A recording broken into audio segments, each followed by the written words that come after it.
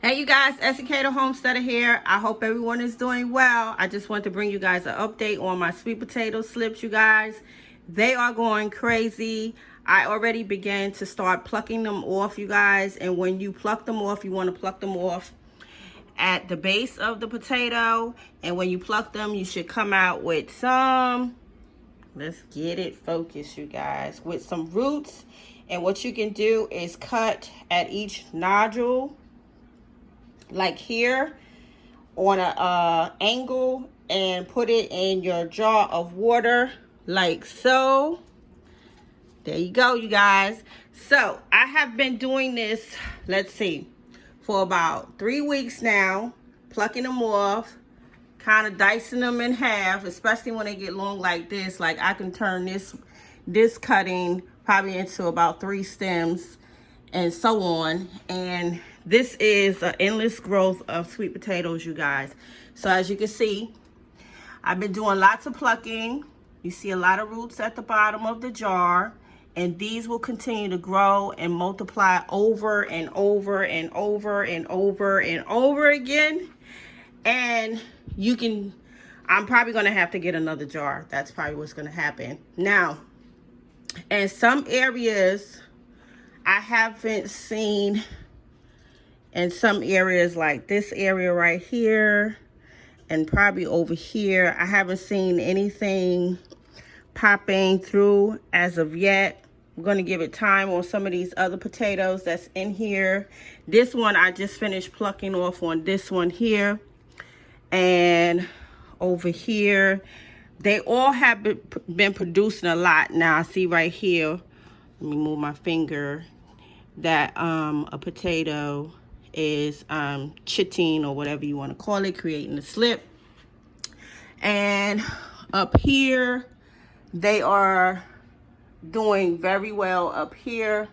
So I already have begun plucking off of this area. Every day I come in here plucking, because you know they grow overnight, and you can see some of them are actually going straight up and through the my little shelving right here, and they're actually coming up through this area where I'm able to just cut them down. So it's been fun growing my slips in this method. Very, very productive. I believe this is going to be my main go-to as far as starting slips. So again, this is endless growth of sweet potatoes, you guys. This probably will not stop no time soon. So hopefully by next week, I am late getting my slips into their raised bed, but hopefully by next week I'll begin to start sowing a lot of my slips, especially the ones that's in the jar.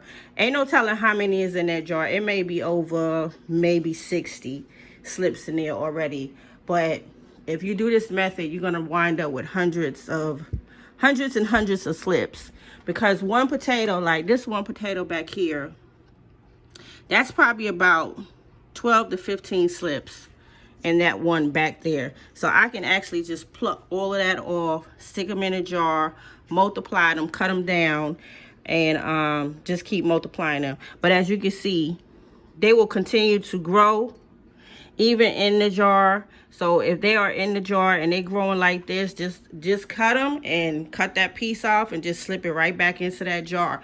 Also, you guys, your leaves are edible, you guys. Don't forget your edible leaves. Stir fry them with some garlic and some salt and pepper and some butter.